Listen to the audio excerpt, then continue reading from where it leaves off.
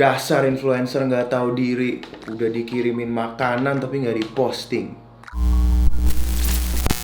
Apa kabar semuanya? What's good internet? Hari ini gue mau mengadakan sebuah vidcast, video podcast. Kita akan ngobrolin sebuah topik. Hari ini gue udah bersama bintang tamu, seorang pengusaha, vlogger, selebgram juga. Dan hari ini kita Salebgram. Kenapa salebgram bukan selebgram? Followersnya masih recehan, masih kembalian. Kembalian ya, followersnya masih kembalian. Belum pecahan jadi utuh salebgram gitu. Iya. Ya. Belum diseleb, masih disaleb. So, sebelum kita mulai, Bu Rinda ya, enak kita ngopi dulu nih. Iya, dikocok dulu dong, biar makin enak. Jadi apaan sih lu?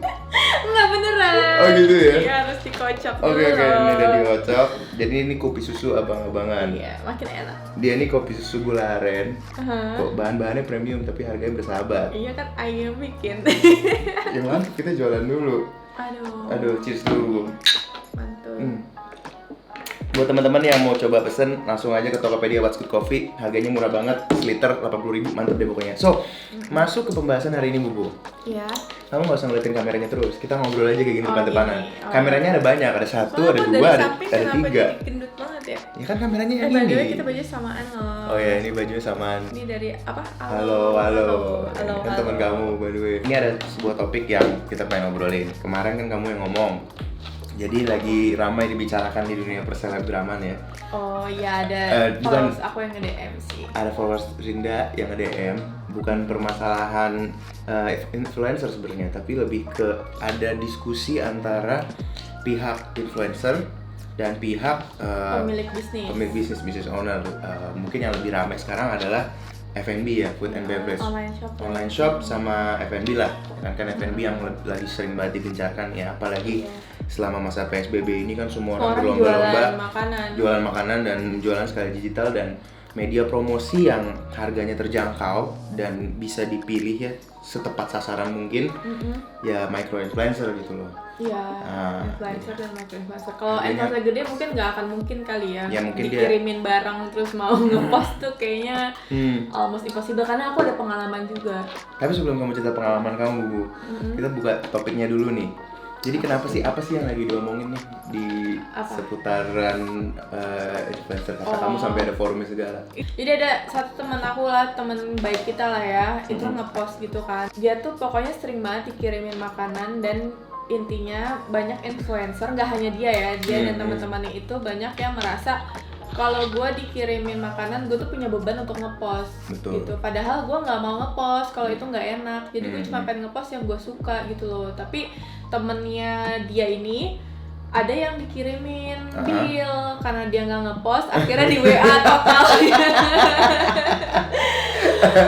Jadi total suruh bayar gitu. Padahal followersnya lumayan katanya. Akhirnya emang ada satu Instagram yang ngepost tentang permasalahan itu dan katanya tuh rame, tapi aku nggak ngikutin sampai ada orang yang nge-DM aku bacain nggak? Jadi dia nge-DM aku itu di postingan aku lagi ngepromoin dagangan orang karena kan aku kan memang ngasih free promote kan untuk Instastory. Kalau feed ada beberapa yang aku post tapi itu benar-benar yang aku suka banget. Kalau aku tipenya yang kalau gue suka itu pasti gue post di feed. Tapi kalau Instastory lo mau ngirimin gue barang pasti gue akan shout out minimal. Minimal di Instastory lah ya. Shout ya. out gitu. Kalau aku karena yang nggak tahu aku ngerasa ethicsnya ya lo udah mengeluarkan biaya kan untuk ngirim itu dan gak cuma produk doang gitu. Secara kayak ongkir ya segala macam kan itu kan ada yang dikorbankan kan, makanya aku pikir ya apa sih ini Instastory doang gitu kan, nggak ada nilainya juga itu gitu. Kan kalau kamu ya itu kalau aku. Terus tiba-tiba ya ini dapatlah DM aku, dia ngomong gini, Masya Allah di saat influencer ngerebutin postingan dagangan orang yang nggak mau diposting yang katanya lebih baik beli daripada free kalau disuruh posting, konon katanya nggak sesuai, nggak ini, nggak ono, tapi Mami Railo kan keren, semoga ini menjadi amal jariahnya ya kak. Oke, amal jariahnya tuh ya. Jadi permasalahannya nih sekarang yang lagi ramai diomongin adalah orang-orang ini, para pedagang sama lagi pada mencoba mempromosikan produknya, kirimin ke sebanyak mungkin influencer supaya mendapatkan awareness, product knowledge supaya orang-orang banyak yang tahu produk mereka kan. Cuma di satu sisi juga si influencer ini kan nggak dapat barang cuma dari dia doang. Jadi mungkin ada kewalahannya gitu loh. Apalagi kalau ada bebannya. Apalagi kalau cewek ya. Kalau kamu kan kemarin bilang ya, gila gue mau ngepost aja tuh mesti dandan dulu. Mesti mandi dulu. Mesti dandan dulu. Betul banget. Karena kalau kamu ngepost nge-review makanan sambil muka kamu kucel belum mandi gitu kan nggak enak juga ya. Nggak enak lah. Karena kan pasti akan di-repost sama mereka kan.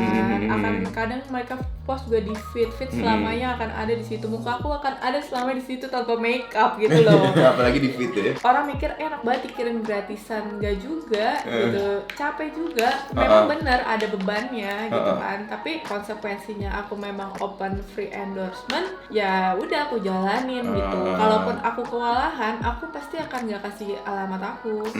Jadi mendingan aku nggak usah terima sekalian gitu. Misalnya ada orang, Kak, aku boleh kirim nggak gitu, mau kirim apa gitu. Misalnya aku mau kirim misalnya brownies gitu. Waduh, ini di kulkas masih ada banyak brownies kan. Misalnya boleh nggak kirimnya minggu depan aja, atau misalnya misalnya lagi banyak banget kan makanan gitu kan yang harus direview, boleh nggak nanti aku kasih tahu lagi kapan kirimnya, atau ya pokoknya nggak akan aku terima saat itu gitu loh. Aku akan ngatur-ngatur juga kalau mau kirim. Dan aku tuh pasti bilang kalau mau kirim bilang ya. Jadi aku nggak mau tuh tiba-tiba di rumahku ada makanan tuh, aku nggak mau. Karena waktu itu pernah kejadian ada yang mau nge-review makanan frozen, dia nggak bilang dia mau kirim. Itu makanan di depan pintu lama ya kan. Jadinya akhirnya nyampe ke aku rasanya udah beda kan, gimana aku nge-reviewnya ya nggak sih? Iya, nggak enak juga gitu kan. So sebelum kita lanjut mungkin kita harus kasih tahu orang-orang dulu bahwa kita di sini tidak pro influencer, tidak pro pedagang, tapi kita berdua pro apa? Kita pro common sense. Kalau aku soalnya dua-duanya kan, sama, aku dagang juga. Nah, kita dagang juga. Kita juga suka ngirim-ngirim ke influencer kan. Ke teman-teman kan, dan juga aku juga dagang juga. Jadi aku ada di dua posisi lah. Jadi aku sekarang ya pakai common sense sih. Ya logika aja, maksudnya bukan logika sih, maksudnya pakai perasaan aku aja gitu loh. Kalau ini aku, dan aku juga nggak mau ngejelekin teman-teman influencer yang menolak kayak gitu ya, karena kita paham juga. Kita paham juga. Karena kayak sekarang aja misalnya kita udah hampir 2 minggu nggak masak. Ya adalah sekali 2 kali masak, tapi sisanya kita nggak masak. Kenapa? Karena makanan banyak banget. Banyak banget di kulkas, dan semuanya kita kalau nggak review, kita nggak post, kita nggak enak, ya kan? Dan lebih banyak si Bubu sih, karena si Bubu ini dia lagi ada punya kampanye Jumat Berkah kata kamu ya. Bisa ceritain dulu Jumat Berkah itu? Jadi aku udah jalan nih hampir 3 bulan. Jadi Jumat Berkah itu adalah program sedekah aku gitu kan, karena aku mikir sedekah tuh nggak cuman hanya uang, sedekah bisa jadi tenaga. Dan di kasus aku, karena followers aku yang walaupun nggak begitu banyak gitu kan, tapi ya pasti adalah 1-2 yang jajan gitu kan. Ya aku bersedekah dengan melakukan Jumat Berkah. Di setiap hari Jumat aku nyediain 5 slot Instastory untuk nge-free promote gratis akun online shop atau UMKM yang nge-DM aku. Tapi itu ada syaratnya juga. Aku tidak terima online shop atau UMKM yang biasanya tuh nge-endorse artis gede. Berarti dia punya budget kan. That's right. Terus yang kedua, aku nggak terima peninggi, pelangsing, obat diet, penumbuh tete, perapat vagina. Itu aku nggak. Penambah pembesar si otom. Ya, penambah followers aku nggak terima. Terus obat-obatan yang nggak BPOM, terus kayak krim muka yang nggak BPOM, terus orang-orang yang jual barang-barang fake. Kayak misalnya tas-tas LV palsu atau fans nggak original, aku nggak terima.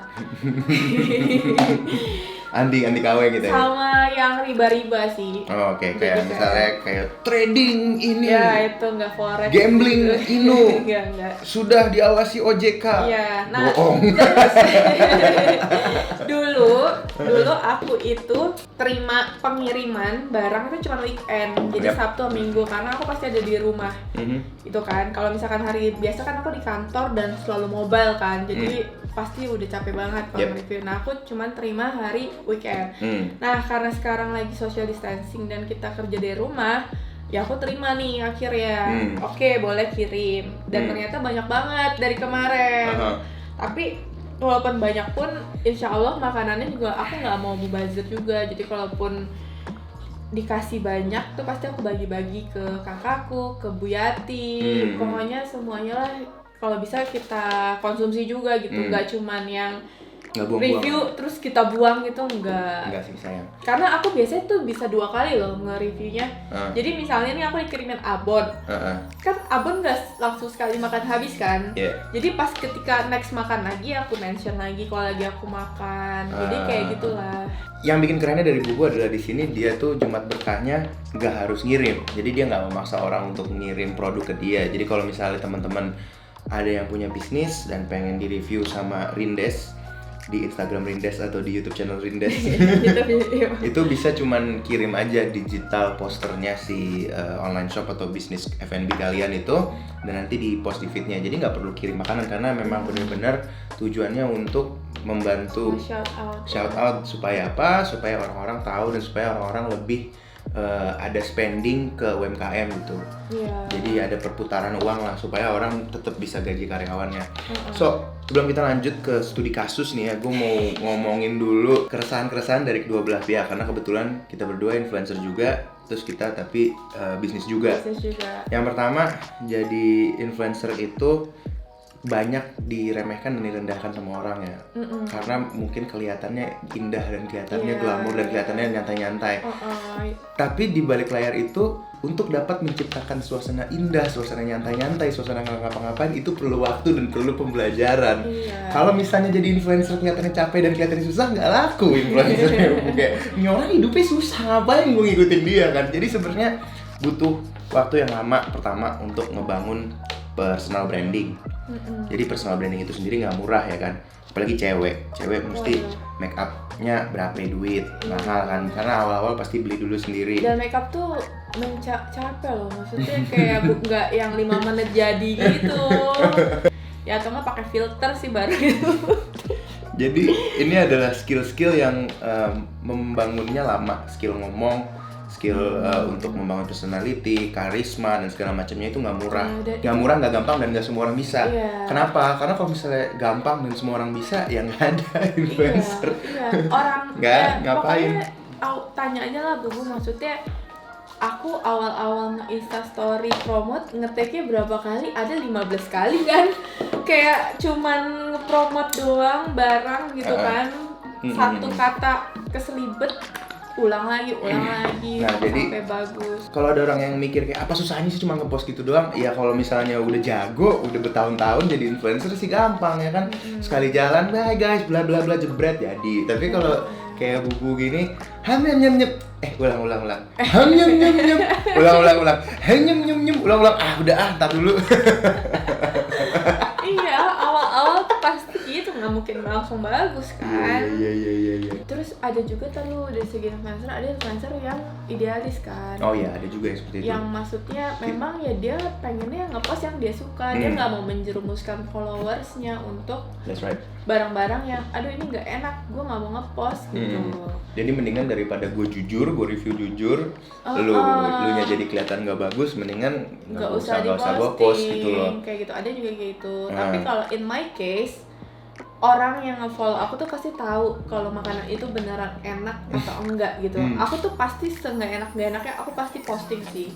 Nggak tahu itu udah kayak hati nurani aku aja yang kayak ya udah gue pasti at least satu postingan deh gue pasti post gitu. Biar karena mungkin lidah kita bisa salah juga kali ya. Jadi biarin aja orang lain tahu tentang barang ini, mereka pesen sendiri, dan kalau misalnya nggak enak ya mereka nggak repeat, itu jadi pembelajaran buat si seller, si pedagang gitu.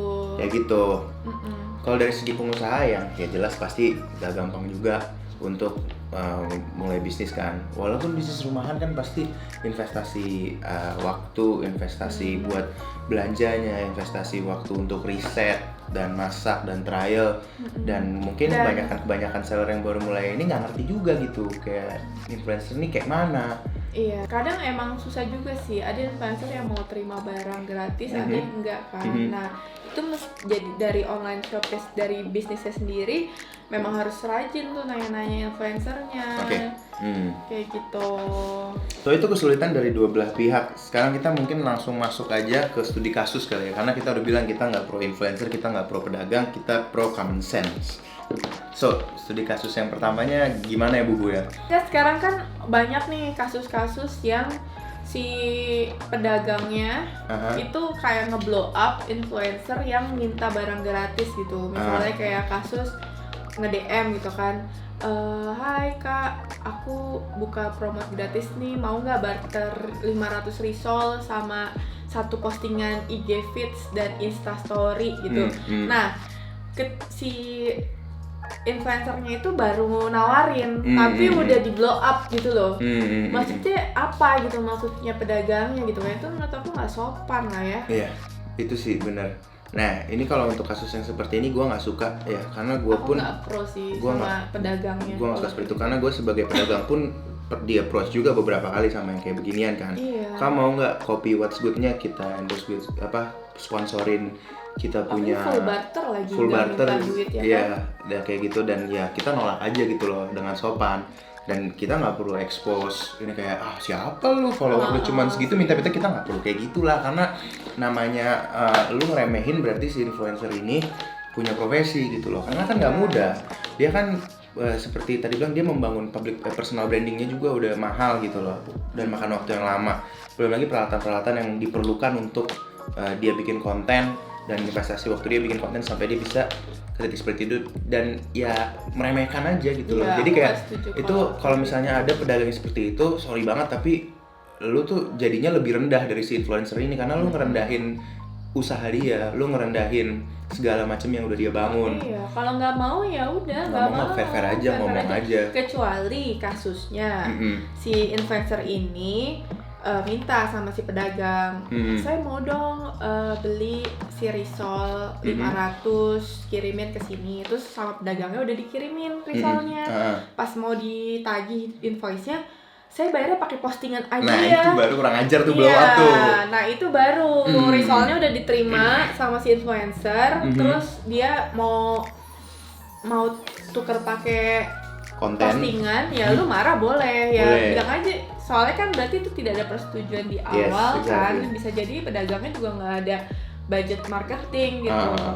Tapi kalau misalnya belum terjadi, menurut aku itu norak sih. Norak banget sih, pengusahanya tuh kayak merasa lebih tinggi gitu loh, merasa iya, superior, kayak wah lu nggak jelas, lu cuman bikin video doang di Instagram, kerja dong bikin lu merendahkan usaha influencer ini, karena lu juga belum tentu bisa sebagai pedagang untuk bikin branding seperti itu. Dan banyak kan kasus-kasus influencer kayak misalnya ke hotel gitu kan, kayak mau nginep gratis terus di blow up sama hotelnya. Kembali lagi ya, yang kasus yang waktu itu yang sekeluarga minta ke Amerika terus di blow up, itu menurut aku norak sih, yang blow up sih. yang si penjualnya, si pengusahanya norak. Karena gini loh, this is a new world, ini adalah era yang baru, dan influencer ini adalah profesi yang baru ya. Iya betul. Ini kan service juga ya. Ini kan service, karena kan ya mungkin kelihatannya buat orang yang norak ini kayak apaan sih lu, nggak ya kalau mau barang bayar, nggak ada tuker-tuker konten, sementara mereka nggak tahu kalau misalnya konten tuh nggak murah, dan beda-beda influencer beda-beda harga dan beda-beda reach juga kan. Kalau mereka merasa influencer itu nggak worth it, ya nggak usah di blow up, atau kalau emang pengen ya ditawar aja ya kan. Saya berangkatin satu orang aja deh gitu kan, saya bayar atau apalah itu, atau kalau nggak mau sama sekali ya nggak usah dibalas juga nggak apa-apa, nggak usah norak, nggak usah dibalas atau bilang aja enggak gitu, nggak usah norak, nggak usah di blow up, apalagi belum ada salah satu pihak yang dirugikan gitu loh. Ini kan belum ada yang dirugikan, baru negosiasi kan, baru komunikasi awal gitu loh. Berarti bisnis yang kayak gini nih bad communication loh aku. Bad communication. Sama juga hal dengan yang influencer itu dikasih tagihan kan via WA. Berarti kan ada bad communications di situ kan. Harusnya dari awal kan udah ada persetujuan gitu. Jadi yang baiknya adalah, ini contoh yang baiknya ya Bu ya. Menurut kita ya kan. Yang paling penting yang pertama adalah kita harus saling menghargai antara influencer dan pedagang. Itu satu. Terus yang kedua, komunikasilah yang baik. Jangan tinggi-tinggian ego. Jangan merasa karena lu pedagang, lu pengusaha, lu bekerja, lu lebih baik daripada influencer ini. Karena belum tentu begitu kasusnya kan.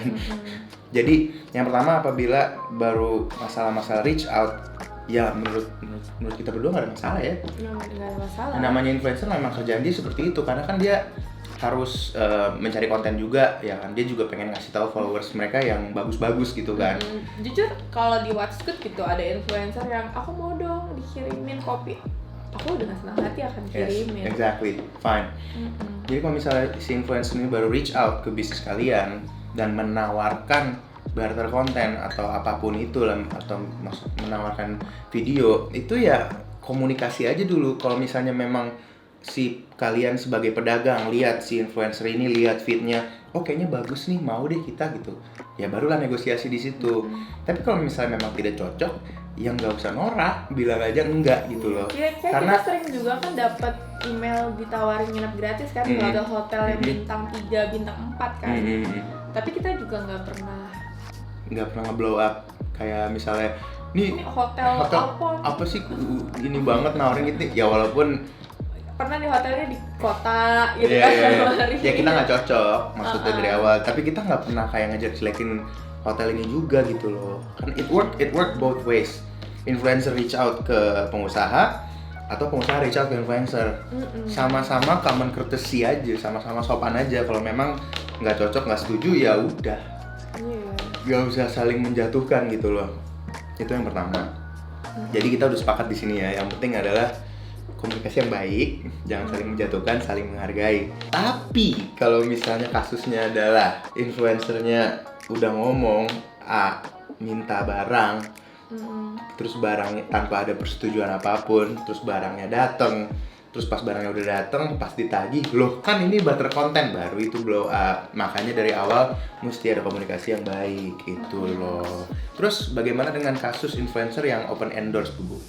Maksudnya open endorse gimana? Jadi kayak misalnya alamatnya udah diketahui, dia punya PO Box or whatever yang orang bebas kirim.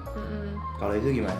Itu tanpa ada komunikasi. Tanpa ada komunikasi, jadi memang let's say influencernya ini udah terkenal banget, ya kan, mungkin dulunya main FTV atau sering main sinetron, tapi sekarang sudah banting haluan jadi influencer dan dia punya PO Box di mana orang-orang bebas mau kirim barang ke situ. Kalau menurut kamu, apakah pedagang berhak marah kalau misalnya dia udah kirim barang ke PO Box tersebut terus barangnya nggak di-post?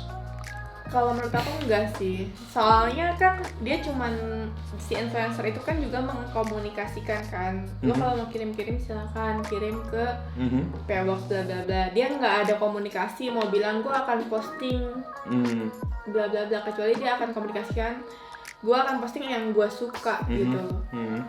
Nah, ya di situ sih sebenarnya jatuhnya kayak gamblingan sih sebagai pedagang sih. Ya udahlah kita coba dulu lah, karena bayangin aja gitu misalnya sekelas Rian Berti gitu misalnya, kalau yang 3 juta followersnya ya di yang Instagram sekali dan di YouTube nge-endorse 10 juta gitu kan. Kamu bayangin kamu punya produk yang harganya cuma 500.000 gitu kan. Terus kamu gue coba deh gue kirim, terus tiba-tiba diposting, itu kan kayak dapat undian kan. Kayak gitu. Berarti memang lu mesti pede dulu barang lu enak nih. Cuman barang lu bagus. Itu kan kalau followersnya banyak kan, dan pasti yang ngirim banyak. Tapi apa kabar dengan micro influencer yang masih recehan gitu loh? Kan nggak enak juga kalau nggak nge-post gitu kan. Kalau misalnya yang kasus kedua ini yang memang si influencernya buka PO Box atau buka alamat untuk dikirim-kirim, kalau menurut aku sih dia nggak, pedagang nggak ada hak buat marah kalau nggak di-post ya, karena tidak ada persetujuan di awal. Balik lagi ke komunikasi sih sebenarnya, harus ngobrol baik-baik dan harus saling menghargai. Kayak gitu. Kecuali dia nanya alamat yang private kan, DM ya langsung. pasti kan orang curiga dong, kayak buat apa nanya alamat gitu. Iya kan mau kirim barang, pasti kan sebagai influencer harusnya barangnya apa, Instagramnya apa, kan dilihat butuh apa enggak kan. Kalau tiba-tiba aku dikirimin apa ya, misalnya kayak pomade cowok kan nggak nyambung gitu loh. Aku nggak akan promote, gue nggak akan pakai, lo ke suami gue aja gitu. Iya. Gitu loh. Jadi milih-milihnya itu di awal. Jangan barang yang udah datang baru dipilih-pilih mana yang suka mana yang enggak kalau aku sih.